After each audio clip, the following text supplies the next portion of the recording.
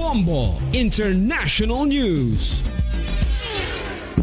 Nagpahayag si US President Donald Trump na maglalabas ito ng resolusyon na nagbibigay ng seguridad para sa Ukraine. Ito ang ginawang pagtitiyak ni US President Donald Trump sa pulong niya kasama si Ukrainian President Volodymyr Zelensky at ilan pang mga European leaders. Naniniwala ito na magkakaroon ng kasunduan na ang Ukraine at Russia. Unang ang pinulong ni Trump si Zelensky kung saan naging kalmado ito kumpara sa unang pagkikita ng dalawa. Pinasalamatan ni Zelensky si Trump dahil sa pagsulong ng pagtatapos ng giyera nila sa Russia. Kaugnayan narito ang bahaging naging pahayag ni Ukrainian President Volodymyr Zelensky. We live under each day attacks, that today have been a lot of attacks and a lot of wounded people, and the child was dead, small one year and a half.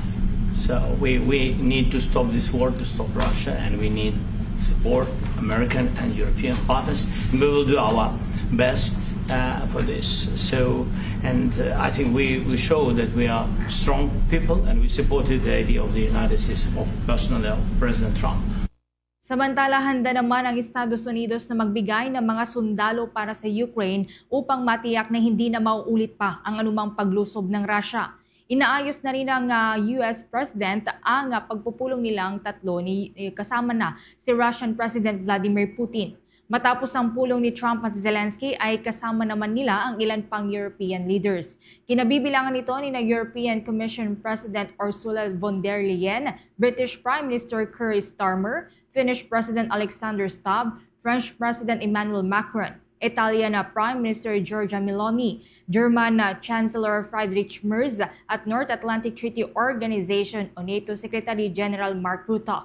Sa ginawang pulong sa mga European leaders, tiniyak ni Trump ang seryosong pagsulong nito ng ceasefire gaya noong naipangako niya sa kampanya na handa itong tapusin ang giyera ng dalawang bansa. Narito naman ang naging pahayag ni US President Donald Trump. All of us would obviously prefer an immediate ceasefire while we work on a lasting peace, and maybe something like that could happen. As of this moment, it's not happening, but President Zelensky and President Putin can talk a little bit more about that. In the 6 or so wars that we stopped, we haven't had a ceasefire, and so I don't know that it's necessary. You can do it through the war. But I like the ceasefire from another standpoint. You immediately stop the killing. But I believe a peace agreement at the end of all of this is something that's very attainable, and it can be done in the near future. Bago pa man ang pulong, hindi bababa sa 10 katao ang nasawi habang 23 hanggang 33 naman ang nasugatan sa magkakasunod na Russian drone at missile strikes sa iba't ibang bahagi ng Ukraine. Sa Kharkiv pa lamang, isang pamilya kabilang isang sanggol at teenager ang kabilang sa mga nasawi sa drone strike sa isang residential area.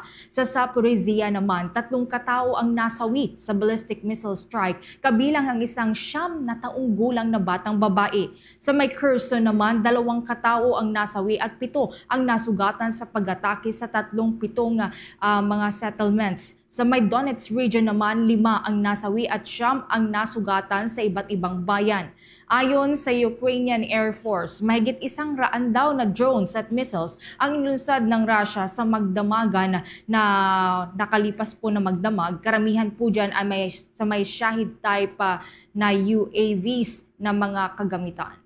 For the most trusted source of news and information, visit our website at www.bomboradio.com. Follow us on Bombo Radio mobile app, Facebook, YouTube, TikTok, and X, formerly Twitter.